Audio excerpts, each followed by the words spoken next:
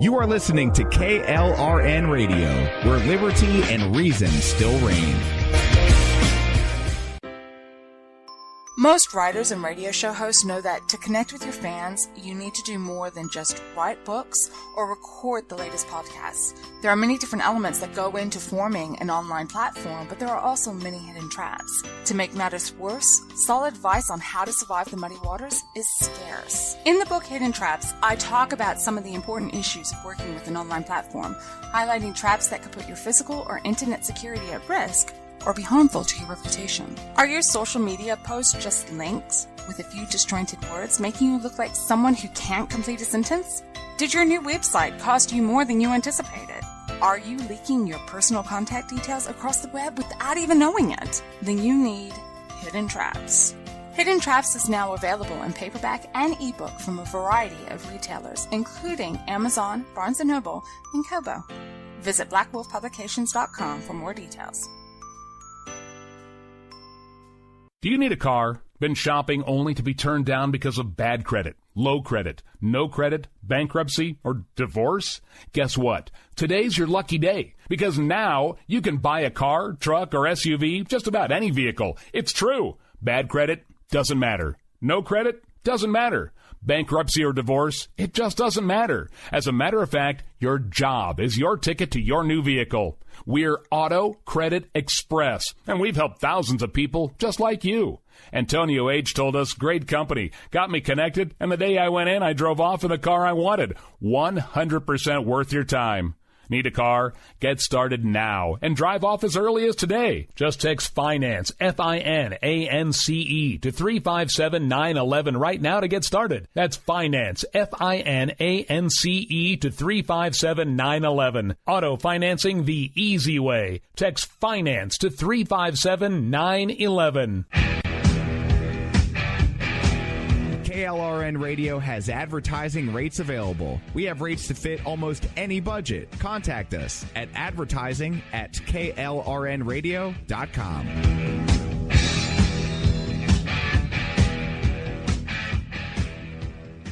Everyone loves liberty. Our rights come from God, not the government. So why are you letting other people tell you what's best for your healthcare? Exercise your freedom with Liberty Health Share. Liberty Health Share is a community of people who voluntarily share one another's medical costs. Liberty Health Share is founded on the idea that most people truly want to help one another. Healthcare sharing allows members to do just that as a true community that supports one another in times of need. Liberty believes people should make decisions for themselves and their families. Members are able to take back the freedom to make their own decisions about their healthcare. Freedom from guilt or doubt about how your money is used. You have the freedom to direct your healthcare, not to be dictated to by bureaucrats. Stop letting others tell you what to do and join a community of like-minded people. Exercise your freedom. Join Liberty Health Share and take back the control of your healthcare while helping those around you. Call Liberty at 855-58-LIBERTY. Again, that's 855-58-LIBERTY for more information, or you can check them out at libertyhealthshare.org. Again, that's libertyhealthshare.org.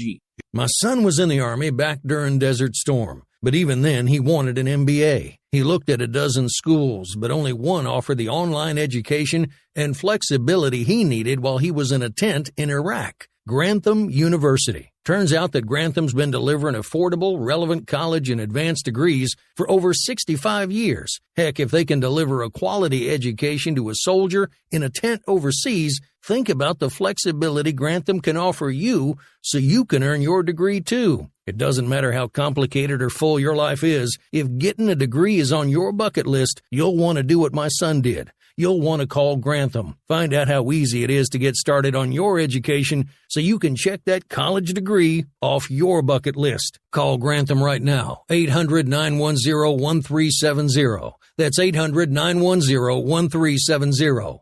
Flexible, affordable, relevant. Call 800-910-1370. At St. Jude, a family never sees a bill at all. It's like the world has been lifted off of your shoulders. St. Jude Children's Research Hospital. Finding cures, saving children. Learn more at stjude.org. Sometimes writers feel lost, unsure why a passage may not be working. It takes another set of eyes to help us nurture our writing into full maturity. At Black Wolf Editorial Services, we strive to enable writers to develop and grow, offering manuscript critiques and line edits through a mentoring editorial style. We also offer assistance on generating a writer's bio for your websites. Black Wolf Editorial Services, nurturing your writing into maturity. For a full list of services, visit blackwolfeditorial.com.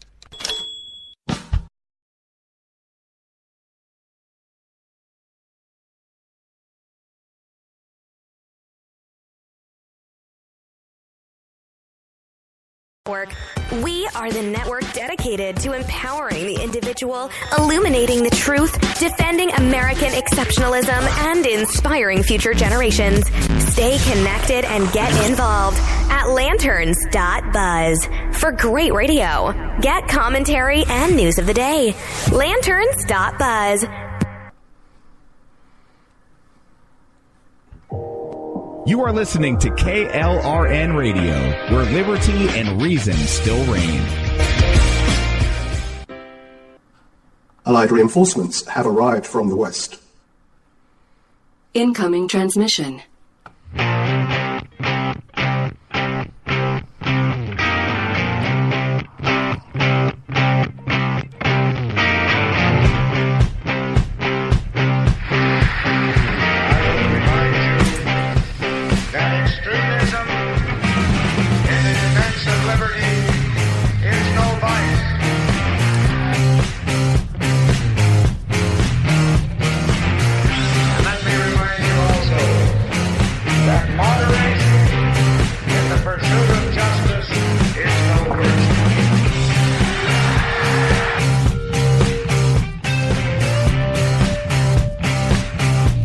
Listening to the Hollownet podcast on the Lanterns Media Network. The new conservative resistance begins right here, right now.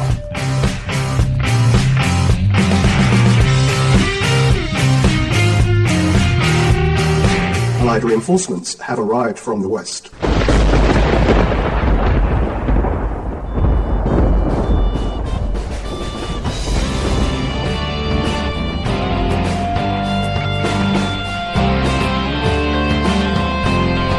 You're listening to the Hollownet on Lanterns Media Network. The millennial conservative resistance begins here.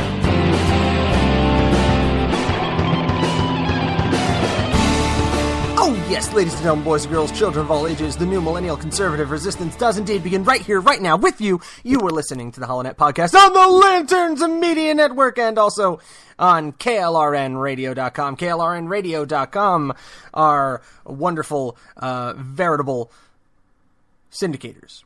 We thank them for that. Yeah, that kind of fell off there. Gotta work on that intro, man. But hey, we have got one hell of a show today, and we have an absolute ton to get through. Why? Because again, it has reared its ugly head. The National Popular Vote Interstate Compact has struck again. Oh man, I can't believe we gotta go back to this crap. I've been reporting about this since 2016. That's 3 years now. I've been reporting about the National Popular Vote Interstate Compact and why it is a catastrophically bad idea. So we're going to dive into that. That's probably going to be like the entire second half of the show. I have got like more URLs than you can shake a stick at, so you guys can get a nice, full, well-rounded view of this absolute crap show. But before we touch on any of that type of far-reaching, country-breaking type of stuff, first we need to talk about CPAC. Because once again,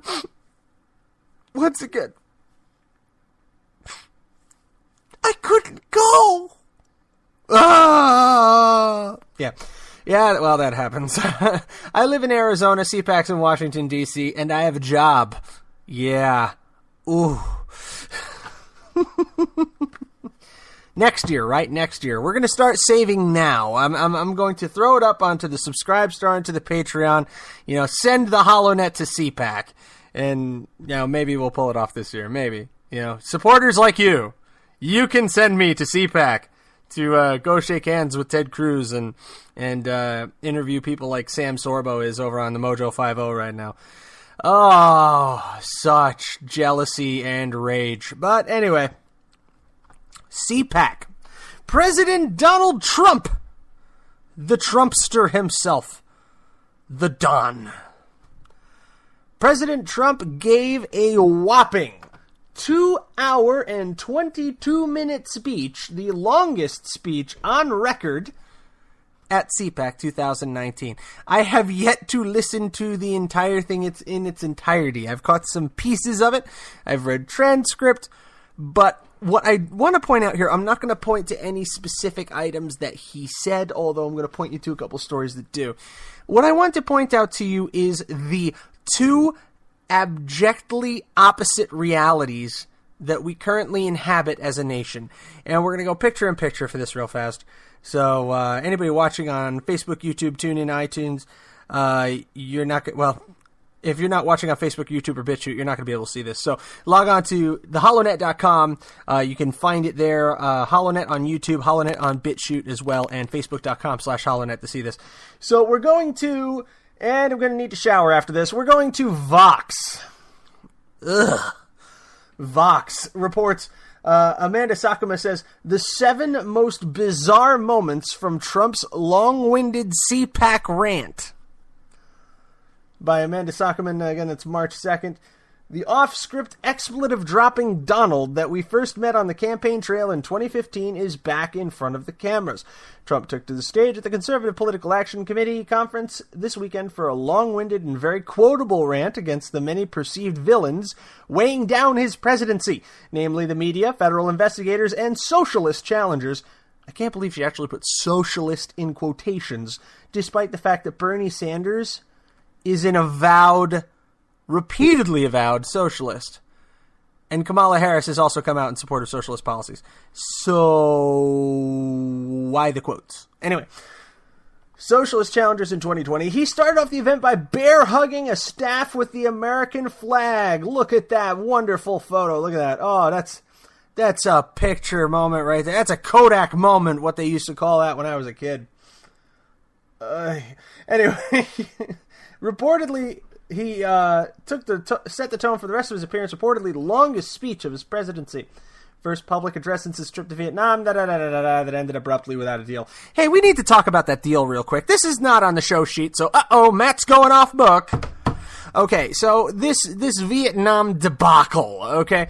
Couple of things. One, walking away from the table when the deal that is in front of you is only good for the other person when it's a deal is not bad diplomacy. It is good diplomacy. It is extremely good diplomacy. It is Reykjavik level stuff, okay? Reykjavik was one of the defining moments of the Reagan presidency when he got up from the table and stunned the world when he walked out on Mikhail Gorbachev and basically told him, or was it Nikita Khrushchev? I'm pretty sure it was Nikita Khrushchev. When he got up and walked out and told the Soviet Union to kick rocks, okay? The world was stunned. They thought we were about to have World War III because he basically flipped the table and walked out of the room. President Trump probably did so a bit more cordially in this case, but he walked away from the table when a bad deal was on it. I am not going to criticize the man for walking away from a bad deal. What I am going to criticize the man for is that Otto Warmbier stuff, man. Oh, God. That's like stepping in crap and then putting your foot in your mouth. So now you are sucking on your own crap heel. I mean, he couldn't have screwed this up any worse than he already did. And it's really a bit disappointing. It's like, okay, walked away from the table. Good move. Talked about Otto Warmbier and how he doesn't blame Kim. Oh, God, shut up. No. Go, get out of the mic. Go. Somebody, pull him away. I mean, this isn't like this isn't like the days of President Bush where you could really tell when he went off prompter. There's no warning with President Trump because he doesn't seem to ever be on prompter. So I have to imagine what his handlers feel like. But man, talk about a gaffe. That's a facepalm groaner moment where you're just going, oh, Donnie, you were doing so well. Shut up. Get on the plane. Jesus. So, I have said it before. I'll say it again. You know, I got my MAGA hat. Wrong hand. I got my MAGA hat hanging up right over here. I have really turned the corner on President Trump. And I actually, I was going out for some freelance writing opportunities, so I had to get onto a webpage called clearvoice.com, hashtag not a sponsor. Clearvoice is a website for freelance writers, so if you're looking to hire some freelancers, check that out. Link in the description. But I had to assemble for them a catalog of all my written work, and I was really kind of shocked a little bit to find out I am apparently a prolific SOB, not just for the fact that I have 4 children. I apparently have written 55 some articles in the past 3 years, which is a bit more than I thought I had. So I was kind of impressed, but I was reading through them, right? And one of my earlier Blaze articles were like 14 fictional presidents who are a better choice than Trump or Hillary, because I was not never Trump, but I was very hesitant Trump at the beginning back in 2016. I was not in the Trump camp. I was not on the Trump train. I backed Ted Cruz. I think I pretty much stayed backing Ted Cruz for the whole time. I think I looked at Michelle Bachmann for a good long minute, but I wasn't really dead set there. But I was very hesitant to back President Trump because of crap like this Otto Warmbier, where he goes off script, he goes off message, and he just stands in his mouth. He shoves his foot in his mouth so far you can actually hear him gag on a shoelace. And that was my concern, is he screws up. He's human. He is not this neatly pressed, tight politician. He shoots from the hip, man. You're getting all Trump all the time. You're getting him as him. Trump is Trump. You need to let Trump be Trump, I believe one author had said. And I was worried about that. And this is why. This Otto Warmbier stuff is a problem. You know, Trump first suggested North Korea wasn't responsible for Otto Warmbier's death. Now he's walking it back. Of course he's walking it back. It was a terrible thing to say. Everybody in the White House staff must have just gone, oh, crap, when he let that one fly. But I digress. So, let's... I kind of went way off topic. But hey, that's the cool thing about having my own show. I can do that. But anyway, I was pointing out that in my CV, the curricula vitae, you know, the listing of all my publications, you can actually watch me turn the corner over the course of the last 3 years.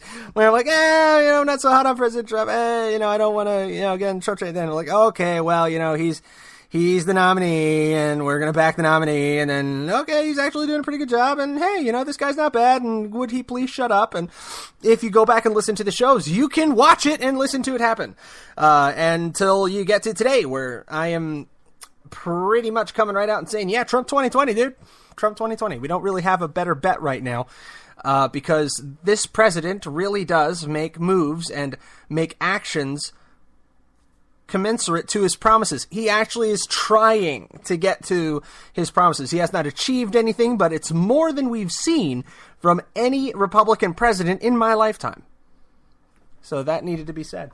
So I mentioned earlier, before I went off on a way long tangent, holy hell, I'm coming up on a break, that we are living in 2 completely opposite realities. Because you take a look at this Vox article, if you can stomach it, the 7 most bizarre moments from Trump's long-winded CPAC rant. And then you go over to Breitbart.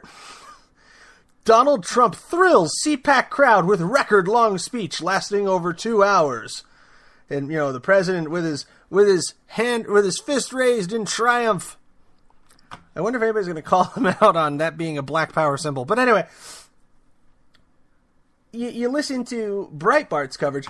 This speech was certainly the longest CPAC speech ever given by a president of the United States, and the longest speech ever at CPAC.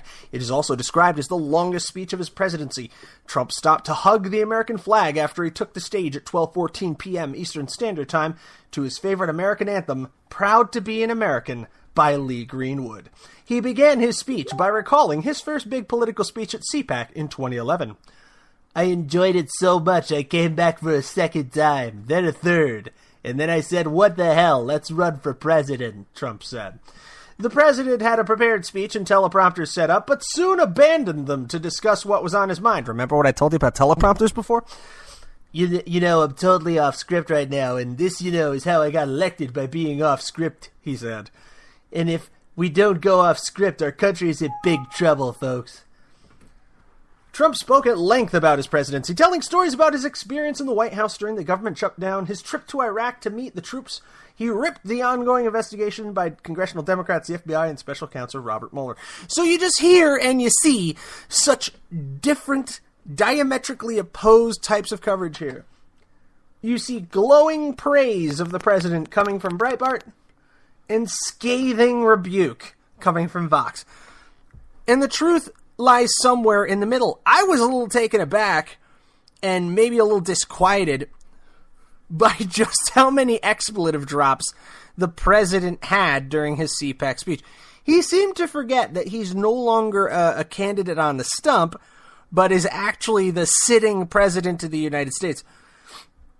And it's not very common, historically speaking, nor is it considered in the best taste or international political norms for the president to drop censorable bombs, especially in a large speech that is well televised, that is going to be extremely well circulated.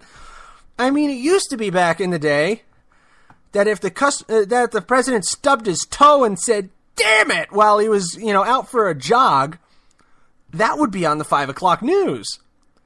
But now the president is dropping repeated expletives during a 2-hour-long CPAC speech. I don't know. It comes down to what I said before. You got to let Trump be Trump. But at the same time, Mr. President, you're the president now. Come on, dude. Reel it in. Just a little. Just reel it in. I know that people like how real he is. But I just don't know if I can get behind, a president having a mouth of a sailor on shore leave while he's representing my country to the rest of the world. So that's the criticism I'll give to President Trump here.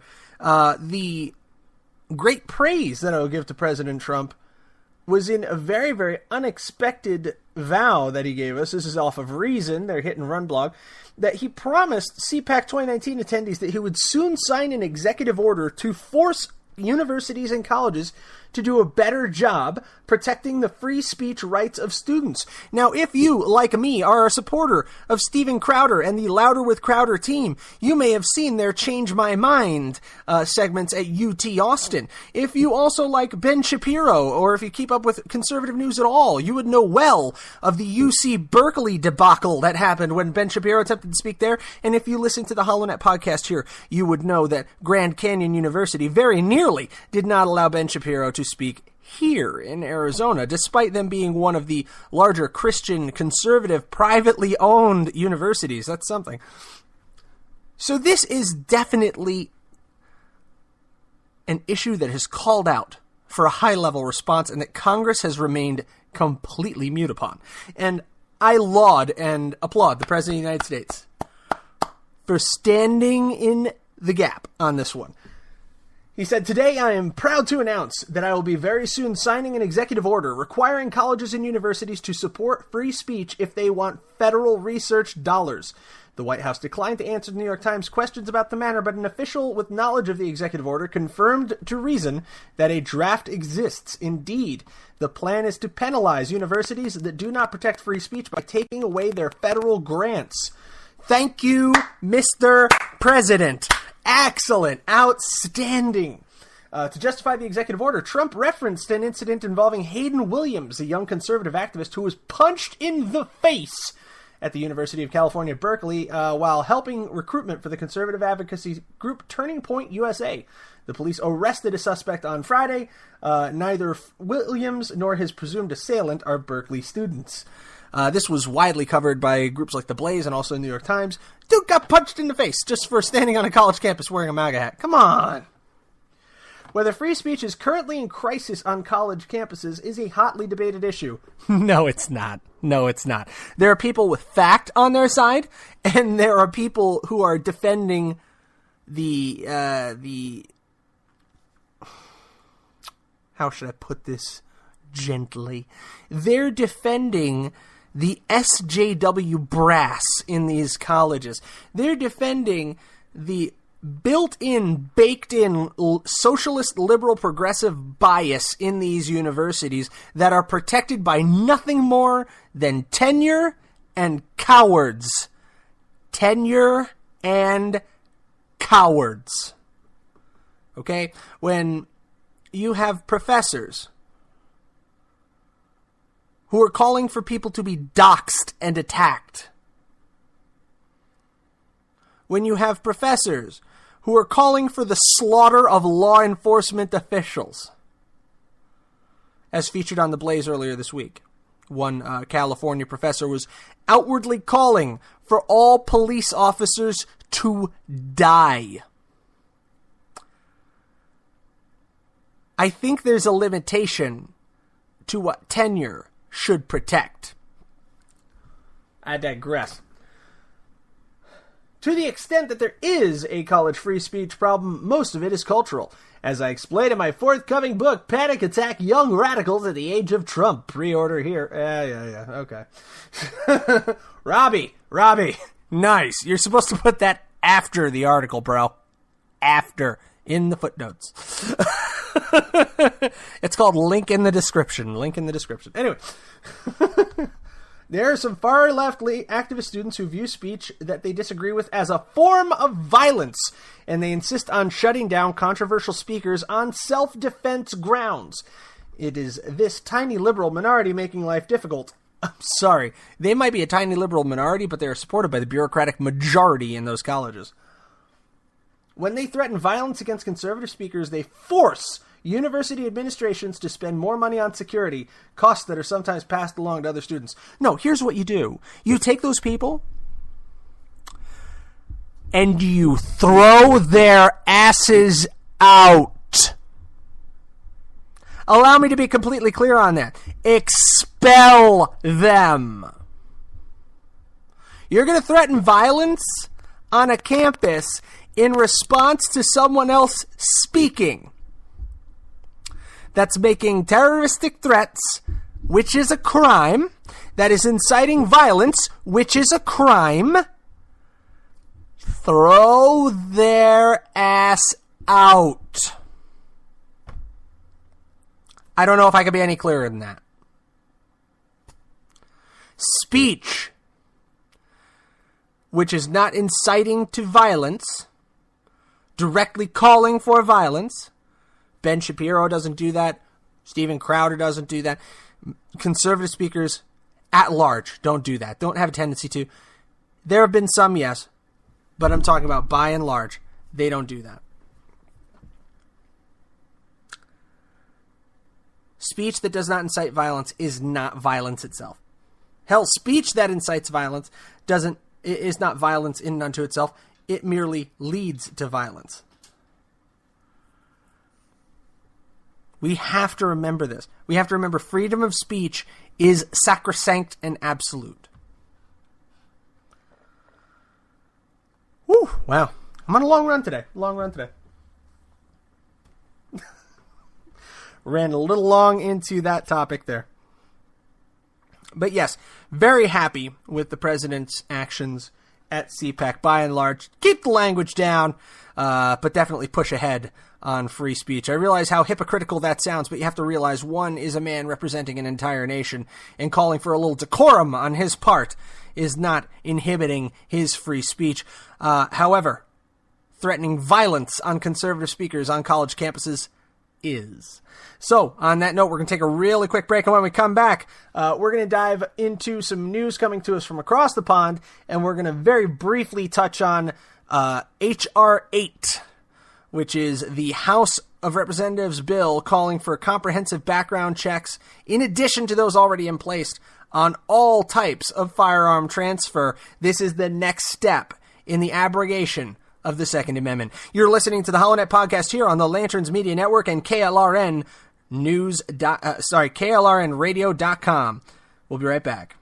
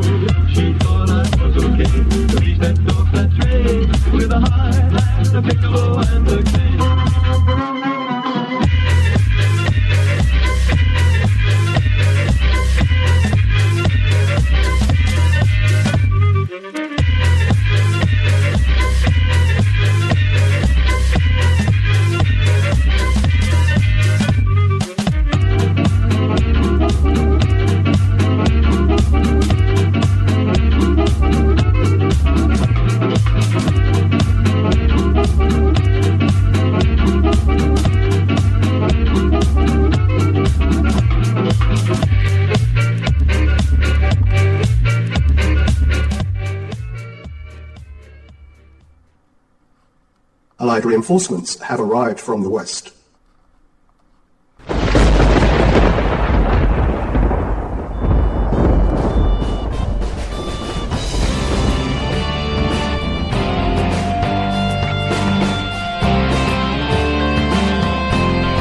You're listening to the Hollownet on Lanterns Media Network.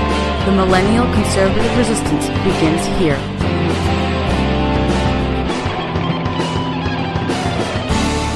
Yes, ladies and gentlemen, that's right. You are listening to New Conservative Resistance, and it begins right here, right now, with you. This is the Hollownet podcast on the Lanterns Media Network and KLRNradio.com. Thank you for sticking with us. We are, 27 minutes in. I kind of borked that segment a little bit. I ran way too long. So, yeah, I'm going to have to drop the identifiers here, probably in like 2 minutes. But just stick with me for this. We're going across the pond to look at a couple of stories, one from, actually both of these are coming from Breitbart, but one regarding the UK and Brexit, the other regarding a stunning admission coming from German police officials.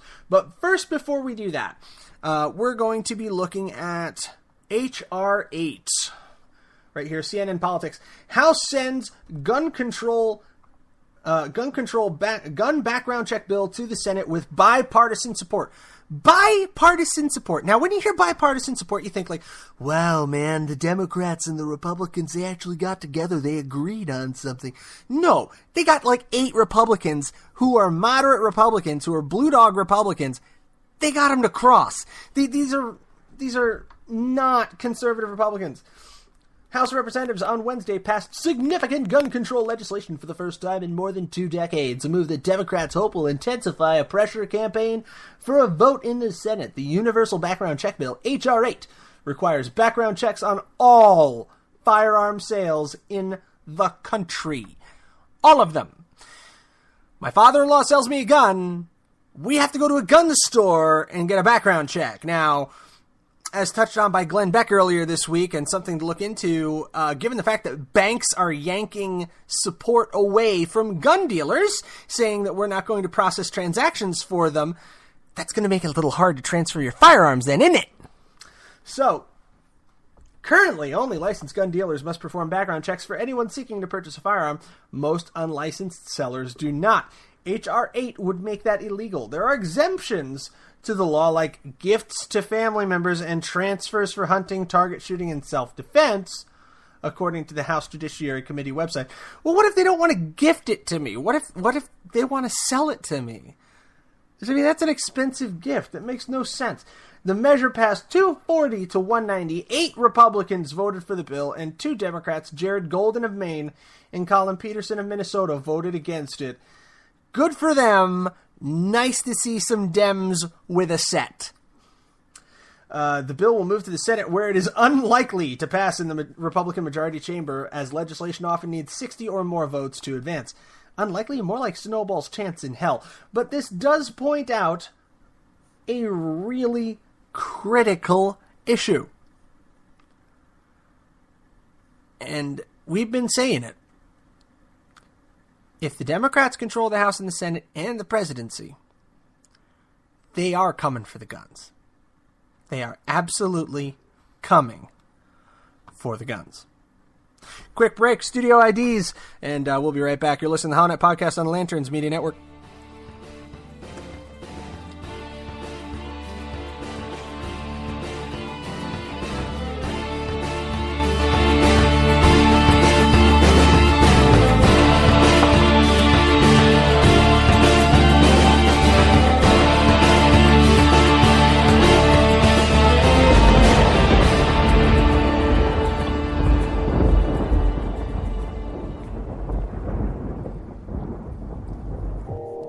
You are listening to KLRN Radio, where liberty and reason still reign. You're listening to the Lanterns Radio Network. We are the network dedicated to empowering the individual, illuminating the truth, defending American exceptionalism, and inspiring future generations. Stay connected and get involved at lanterns.buzz for great radio. Get commentary and news of the day. Lanterns.buzz. Allied reinforcements have arrived from the west.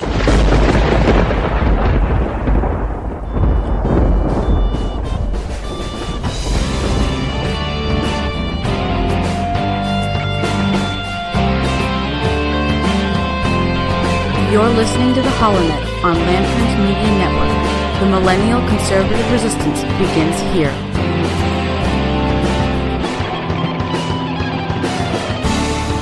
And we're back. You're listening to New Conservative Resistance, the Hollownet Podcast on the Lanterns Media Network and KLRNradio.com. If you want to follow us online, we are at www.thehollownet.com, thehollownet.lanterns.buzz, KLRNradio.com, and also on Facebook.com/Hollownet, Twitter at The Hollownet, BitChute, TuneIn, iTunes, YouTube, iHeartRadio, all great places where wonderful podcasts are found. In UK news, Delling poll says there will never be Brexit while Theresa May is Prime Minister. We go to a story by James Delling poll. He says, to save Brexit, Theresa May must resign as Prime Minister. To save the Conservative Party, Theresa May must resign as Prime Minister. To save Britain, Theresa May must resign as Prime Minister. Everyone understands this, Jason writes. It's the simple solution to all our problems, but there's just one wrinkle in the ointment. Can you guess what it is? Theresa May does not want to resign as Prime Minister. But really, at this stage, it's our only hope. Over the next few days, Britain is in danger of signing what future historians will surely recognize as the worst deal in history.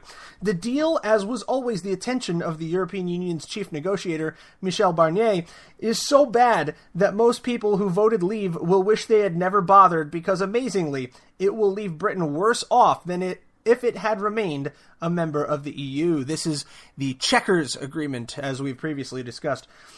That's certainly the view of Daniel Hannan, a member of the European Parliament, co-founder of the European Research Group and one of the architects of Brexit. In a must-read column in the Sunday Telegraph, Hannan argues that Brexit voters are being sold a pup and are being treated like idiots by the Remain establishment. He says, "We keep being told that unreasonable Eurosceptics are their own worst enemies, and that if Brexit is now thwarted, it will somehow be their fault. But it is hard to think of a more unreasonable proposition than that all that matters is coming back with something that can technically be termed a Brexit. Even after 30 months, leavers are still being subtly patronized. It is assumed that the dim-witted oafs cannot possibly have weighed the costs and benefits before voting, and that all that the government needs to do now is show them something that has Brexit written on it in bright, shiny letters. In fact, Leave voters understand that some forms of Brexit are better than others. They understand, too, that some things are so bad that they could be worse than either staying or leaving. The EU, of course, has understood this from the start.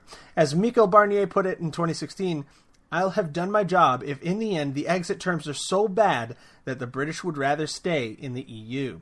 Such an attitude on the part of Brussels was to be expected. The readiness of our negotiators to go along with it was not. So, Gelling poll from Breitbart London, calling for the resignation of Theresa May, that it is the only hope for a positive Brexit for England now. As with the upcoming vote in the next few days, the situation continues to deteriorate in London, where we seem to be freewheeling toward either a delay in Brexit or an extraordinarily disadvantageous Brexit for Britain. And while we are all wrapped up and sucked up into our own national squabbles here in the United States, things are going to hell across the pond. Brexit woes, and now Germany. According to German police, in a stunning admittance, North African migrants are more prone to criminality. According to German Federal Criminal Police Office, they've admitted North African migrants are more prone to criminality, and they have called for police to focus their attention to prevent them from forming organized mafias. That's right, we're basically talking about racial profiling in Germany. Gee, that can never possibly go wrong. BKA President Holger Munch said that police needed to tackle issues of North African migrant crime before criminal structures can emerge, as has been the case with the Arab clan mafia groups Die Welt, meaning the world in German, reports. Earlier this week, Munch noted that the European Police Congress in Berlin that organized criminal clans can only be stopped with an enormous effort on the part of the police. Problems that have arisen in 25 to 30 years, which we will not solve in 25 to 30 days, he said. He added several regions across the country, Bremen, Berlin, Lower Saxony, and North Rhine-Westphalia, had particular problems with organized criminal groups. BKA reports from 2017 revealed that migrants were responsible for at least 9% of serious crimes. Their overrepresentation in violent crimes and sexual offenses was even starker, with the number rising to over 10%, and migrants from Libya, Tunisia, Morocco, and Algeria being particularly prevalent among these suspects. It's funny, isn't it? People like Lauren Southern and Brittany Pettibone and Sargon of Akkad, they don't sound so crazy now, do they? Now you have the German National Police coming out and saying, yes, there is higher levels of criminality amongst the migrant population and we need to do something about it. Huzzah for the Berlin police. Good job. You caught up. You've been denying it for 5-6 years now? And calling anybody who dares disagree with you a racist and a bigot? But now the stink of the crap you've been shoveling is so sick and so deeply ingrained that you have to admit that it's there? bloody well took you long enough. Organized migrant gangs, such as notorious Arab clans operating in cities like Berlin, have become a major problem for police. In 2017, it was claimed that Arab clans were even recruiting newly arrived asylum seekers to aid in their criminal enterprises, with members visiting asylum homes in the German capital. The young refugees have no one here to stop them, Benjamin Gendro of the Berlin Police Union said. They see peers who are driving an Audi Q8 and hear how easy it is to get there. And they want that too. You cannot blame them. So, glad you caught on. Hope it's not too late. I hope the situation hasn't reached critical mass where just the abject criminality of this population in Europe has now reached endemic proportions and can no longer be combated, like in areas of France.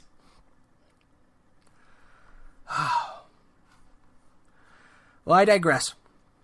And now we must look back to our own shores. Looking back to the United States. Oh, we got trouble. Right here in River City. With a capital T and that rhymes with the P and that stands for pool. Wonder if I'm going to get copyright nailed for that. Wouldn't that be funny?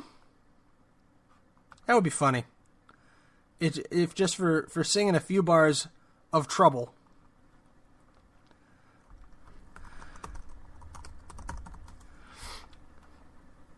Goodness. Okay.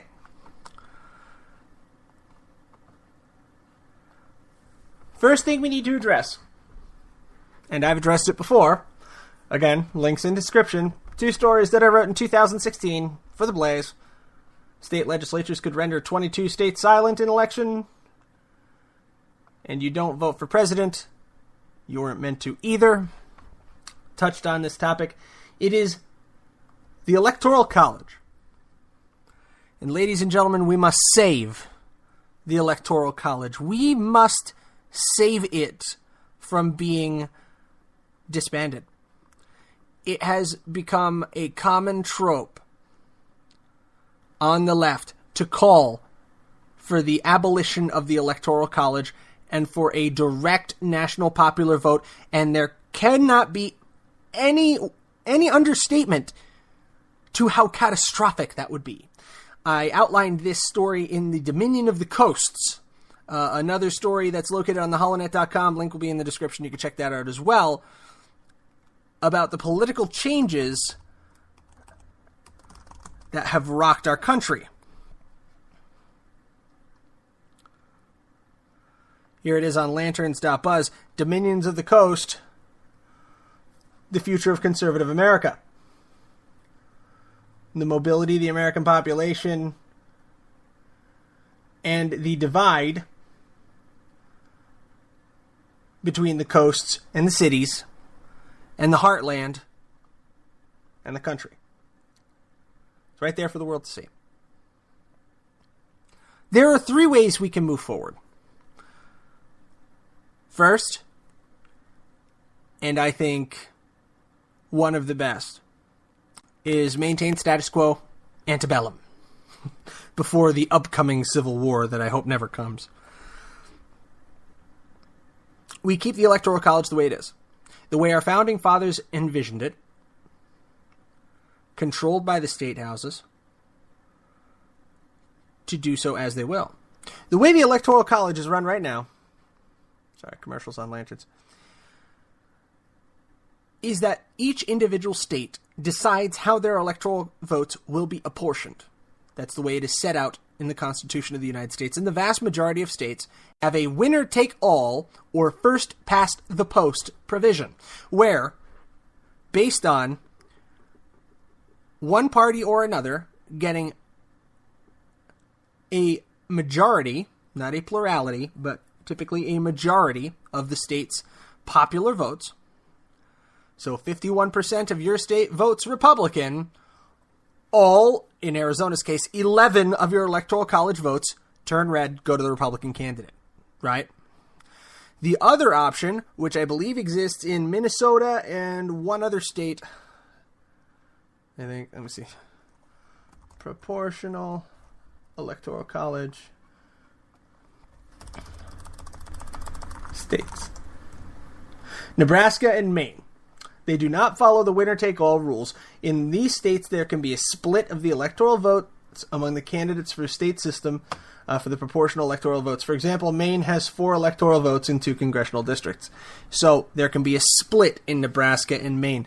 And that is the second option, which I think could potentially benefit the United States, is a proportional split. And that's what I'd like to explore with you a little more in depth today. Now, we've explored the National Popular Vote Interstate Compact before. We're going to review that real fast just so everybody is on board. Going to that story, the National Popular Vote Interstate Compact strikes at the very heart of our Federalist Republic. I wrote for the Blaze just over 2 years ago. Strikes at the heart of our Federalist Republic. While the compact does not completely eliminate the Electoral College, it completely obliterates the balance between our most and least populous states. Such a measure inches us a little closer to the simple democracy which is de facto mob rule. Furthermore, this interstate compact will surely face astonishing judicial scrutiny for its clear intent to circumvent the United States Constitution. I also wrote, here we go. The Electoral College is critical to our nation's freedom. It stands between the republic our founders envisioned and a simple tyranny of the majority. The conservative and truly liberal voters of America and the Electoral College prevented the United States from becoming the dominion of the coasts and prevented the heartland from suffering firmly in progressive subjugation for another 8 years. Be watchful, be vigilant, be uniters, not dividers. So along those lines, I would like to suggest that we begin exploring alternative options to keeping the status quo Electoral College, and why not expand the conversation to include proportional representation. I still believe the best solution is that which exists today, is the Electoral College as it was established by our founders. But if there must be a reform, proportional representation, I believe, would be more beneficial, less harmful, than the national popular vote. The Denver Post wrote, the winner-take-all electoral college system used by 48 states, including Colorado, sees court challenges. This is back March 26th in 2018. Here we go. When Donald Trump won more than 52% of the Texas vote during the 2016 election, he pocketed all 38 of the state's electoral college votes, just as Hillary Clinton, who won California with 61%, swept all 55 of that state's electors. It's a winner-take-all system used by 48 states that critics hope to have ultimately ruled unconstitutional. Advocates took their first step last month by filing federal lawsuits in 4 states. Let's see here. Massachusetts, Texas, California, and South Carolina, arguing that the practice of assigning all of a state's electoral college votes to a popular winner, no matter just how narrow, runs counter to the principle of one person, one vote by disenfranchising those who voted for the losing candidate. The group behind the initiative, the League of United Latin American Citizens, said the practice also violates the constitutional rights of free association, political expression, and equal protection under the law. So what are the pros and cons? We've got a lot of stories here to go through it. We have Oxpoll, the U.S. needs a proportional electoral college. I'll keep the link down in the description of this, but this gives a mathematical breakdown of the changes of each and how feasible it is. Then we have a fair vote, talking about how it works in Maine and Nebraska. Then we have the Washington Post. This is actually a really good piece by Washington Post. I'm not going to say that very much. Here's what would have been under other setups. Okay, so the current system, which they roundly criticize, because it's the Washington Post, of course they do, they hate losing, shows us George W. Bush won 271 to 266. George W. Bush won oh, come on, what's with the scrolling thing? Okay, 286 to 252 against John Kerry in 2004. Barack Obama beat McCain 365 to 173 in 2008. He beat Mitt Romney in 2012 332 to 206. And Donald Trump beat Hillary Clinton 304 to 227. Okay, so now we go to popular vote and how that would have looked.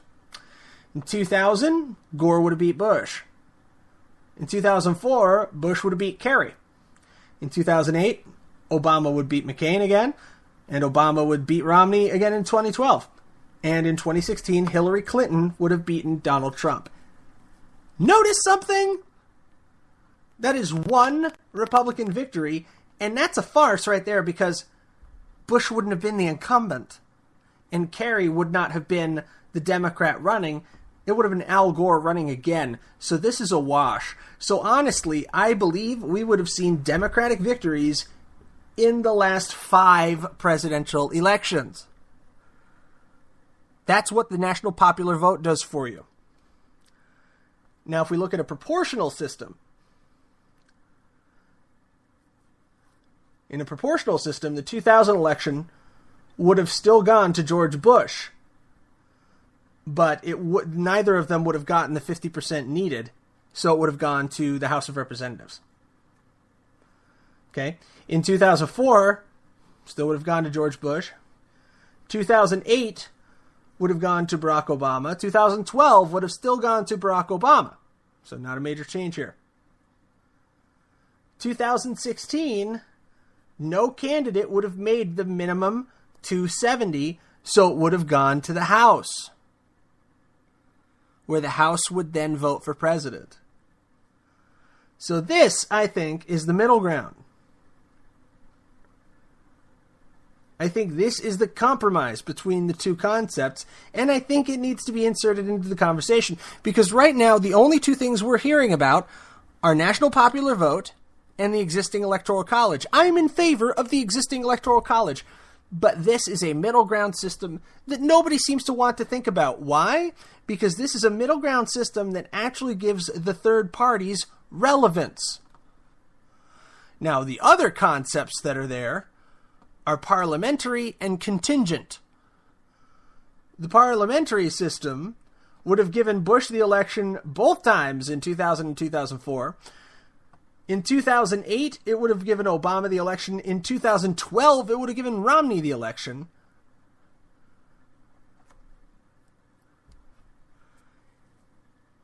And in 2016, it would have given Donald Trump the election, because a parliamentary method requires you to control both houses. Thank God we don't live in the UK. That would be a new government every 2 years. Contingent election is a little bit different. Currently, if electors are deadlocked, the presidential election goes to the House of Representatives, and the House has picked 3 presidents in our history. The twist on this indirect form of election is that each representative does not get a vote. Instead, each state delegation has to agree on a vote. States with a mix of Democratic and Republican representatives might not agree. The 2012 election yielded 30 states with a Republican majority House delegation, so Romney probably would have been president under that system. And again, in 2016, Republicans controlled 32 state delegations, so the decision for the House would have been to Trump. Okay? So that is a contingent system. And that is what we have in place today. If there's not a majority of 270 in the Electoral College votes, it falls to the House to set the contingency.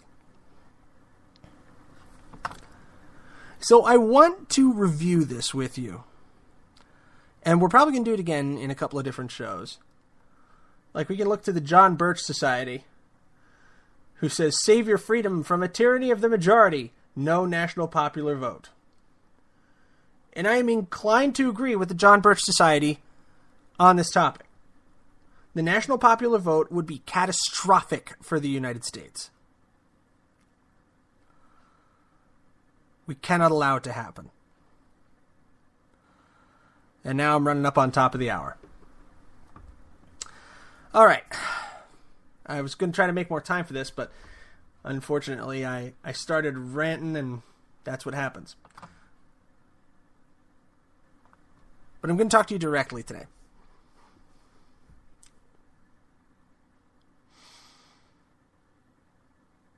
Project Veritas has, through their fantastic reporting, and I give a lot of credit to James O'Keefe on this, uncovered that Facebook has been actively deboosting live videos from conservatives. The evidence is incontrovertible. that several prominent conservatives have been deboosted, and that through a new system that is being used to identify trolls, wherein they make references to mainstream media and SJWs, they're being marked as trolls in the Facebook system. So at this point, I have no doubt that I have met at least the anti-trolling criteria. I cannot tell you right now with any type of certainty if the Hollownet's broadcasts on Facebook Live have been deboosted. There's no way for me to know. I do not have the legal resources to find out, but I do know that I have used the keywords that they describe. And many other smaller conservative channels have as well. So the time is now upon us. The time is here. We must support the efforts of Louder with Crowder and Mug Club. I strongly advise you, if you haven't checked them out yet, to check them out on louderwithcrowder.com.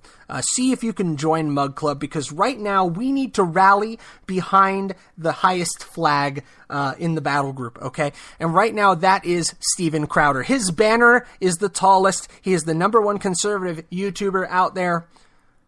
We must unify in his effort to fight back against this social media censorship. And I know what people are going to say, censorship is only when the government does it. Yeah, I get it, okay? But we need to join together. We must join forces with Mug Club. And this is everybody. This is Mojo 50. Mojo 50 fans. This is KLRN Radio. This is Lanterns fans. This is The Blaze fans, Glenn Beck fans, Ben Shapiro fans, everybody. Gavin McInnes fans that are still out there. People who dig InfoWars, okay? First they came for Alex Jones, now they're coming for you. They're coming for me. They're coming for all of us. You know, I held up my Hollownet coffee mug. I've got a Mug Club mug I think I'm going to start bringing out for the show. I am a member of Mug Club. Mug Club for life. We need to line up and get in lockstep. We cannot let our petty squabbles separate us any longer. I know there's the good-natured rivalry between, you know, the leftist Tears coffee tumbler and the Mug Club members, and Shapiro and Crowder always say that and go back and forth, and it's great fun. But that's what it's got to be limited to. We cannot be hostile toward one another any longer. We have to bridge the divides between us on the conservative side of things. Now all the way to the moderate side of things. Even the more moderate right. We have to stand together, or they're going to pick us off one by one. So, Stephen, the Hollownet stands with you. Mug Club for life. On that note, folks, I've run long on this show. Not the first time, won't be the last. We have a lot to go over, a lot to watch out for. Be vigilant. Good night. God bless you. God bless the United States of America. From Phoenix, I'm Matt Holloway.